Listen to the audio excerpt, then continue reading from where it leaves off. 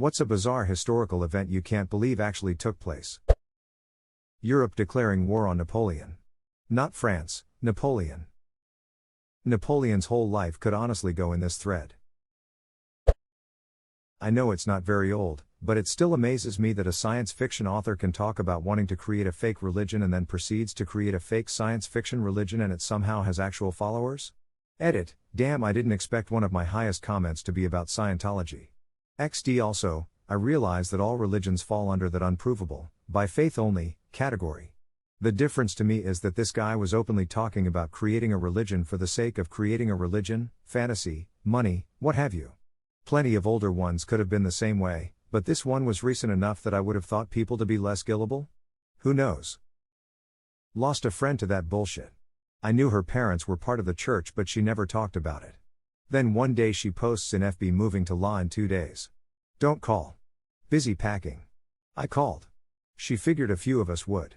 Turns out some recruiters came to their house, she was like 25-ish and living at her dad's house. They convinced her to join the Sea Org. If you don't know what that is, look it up. When her mom found out that's what she had signed on for, she was scared, even though she was Scientologist too. Anyway.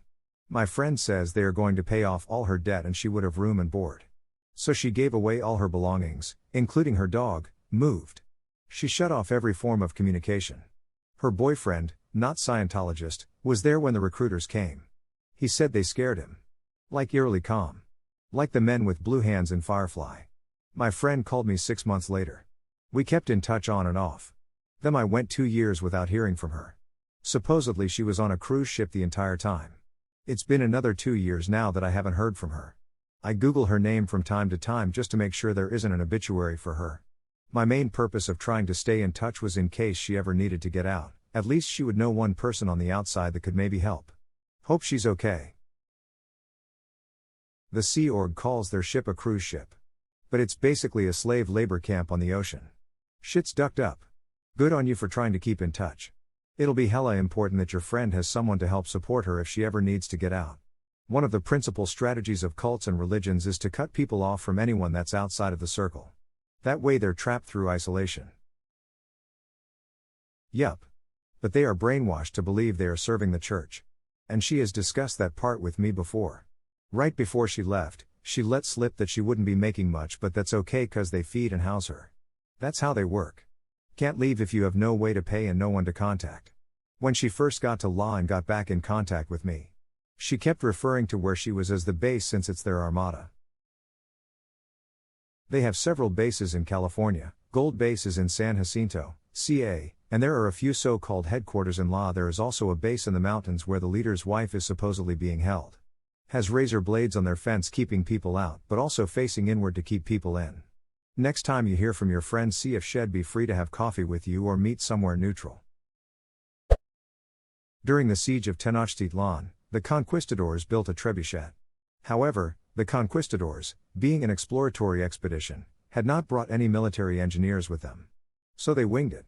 Surprisingly, they did build a trebuchet, which fired exactly one shot, directly upwards, which promptly came down and smashed the trebuchet. This event is chronicled in both the journals of the conquistadors present as well as the Aztec records. That is some Looney Tune shits.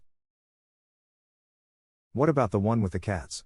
Something in history about using them to fling cats. Edit. Battle of Pelusium. They didn't fling them, they used them as shields so the Egyptians wouldn't harm them. No, that's not a trebuchet, you're thinking of a catapult.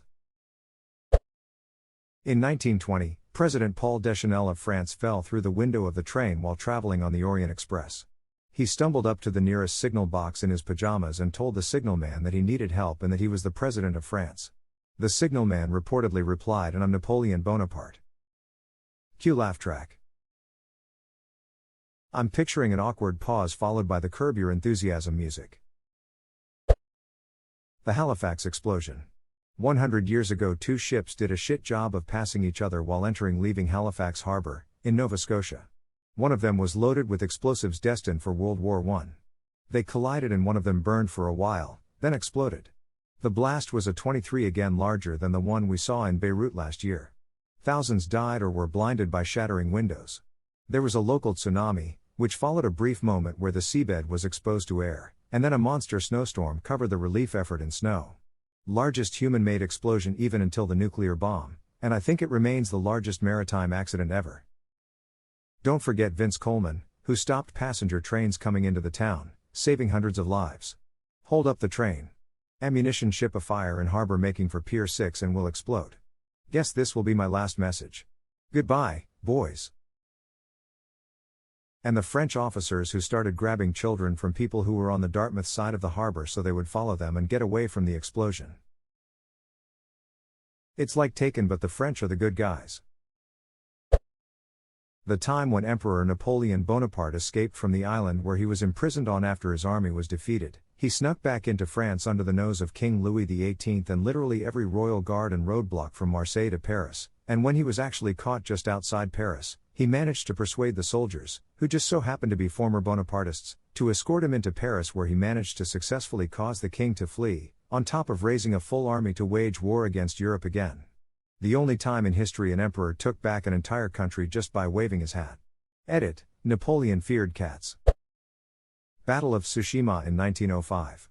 Russian Baltic Fleet sails the long way, 16k miles in 7 months, started by them opening fire on British fishing boats mistaken for Japanese vessels in the North Sea.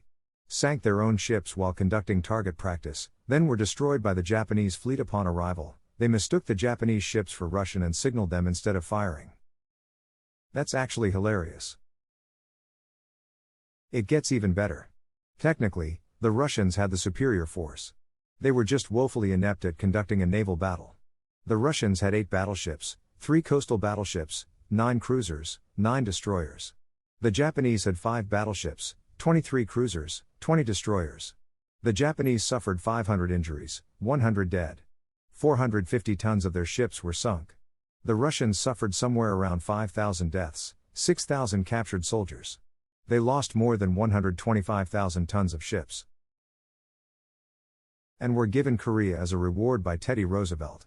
It also heavily influenced naval warfare planning, as the Japanese were hoping to have a big battleship shootout at Midway. Actually, there are some opinions that the Battle of Tsushima had major effects on the history of the 20th century. On one hand, it greatly humiliated the Russian monarchy, leading to them to take an aggressive posture against Germany in 1914 and this leading to World War I. Which further led to the rise of Russian communism, and also further on to World War II. On the other hand, it boosted Japanese confidence so much that they tried to do it again at Pearl Harbor, thus starting the war in the Pacific, and also implying the US in the European War. The assassination of Archduke Franz Ferdinand, catalyst for World War I. Conspirators throw bombs at motorcade which miss but injury others. An hour later, Ferdinand was going to visit the injured at a hospital and his driver made a wrong turn and stalled the engine right in front of a deli. A deli one of the conspirators had gone to eat and lay low. He came out and shot the Archduke and his wife, sparking an international crisis and World War I. That whole story is kind of morbidly funny. It's like the world's worst assassins went after this guy. The dude who shot Ferdinand jumped into a canal to escape, but he misjudged the depth of the water and broke both his legs. Then he drank cyanide as the police surrounded him, but he ended up just getting really sick and not dying. It was like the Three Stooges plotting and executing a hit. Edit, I misremembered, the canal assassin was not the one who landed the fatal shot. He had thrown a grenade and missed, then attempted to flee the scene. Ferdinand also was wearing one of the first bulletproof vests made of silk. However, he was unfortunately shot in the head. Yeah. What if they shot me in the head? That's a risk we were willing to take. What if they shot you in the face? What if they shot me in the face? Harry. You're alive. And you're a horrible shot. Hannibal marching elephants over the Alps to attack Italy. And the fact that he left Spain to do this just before Roman forces arrived to take him on, and then Rome was just like May and continued south when they figured out where he was going. They didn't care because they thought there was no way he could do anything. Polybius's account of Hannibal is fantastic, especially if you read what he says about the First Punic War and the Carthaginian Civil War as a context. The petty hatred between Rome and Carthage was insane, and had been going on for an insanely long time. Makes the 100 Years' War look like nothing. In 1802, Napoleon added a Polish legion of around 5,200 to the forces sent to Saint-Domingue to fight off the slave rebellion. Upon arrival and the first combat actions, discovering that the slaves fought off their French masters for their freedom, vast majority of Poles eventually joined the slaves against the French. Haiti's first president Jean-Jacques Dessalines called Polish people the white Negroes of Europe, which was then regarded a great honor, as it meant brotherhood between Poles and Haitians. My dad is 91. He always told us that his grandfather was one of those Polish soldiers, which we always took with a grain of salt and a wink, since he wasn't even sure of the name. All he knew was that his grandfather waited for several years hoping for a ship to take him back home, and once he realized the ship wasn't coming, he and several of the Polish soldiers settled down with Haitian women. We kids just kind of nodded and let him talk without truly believing him.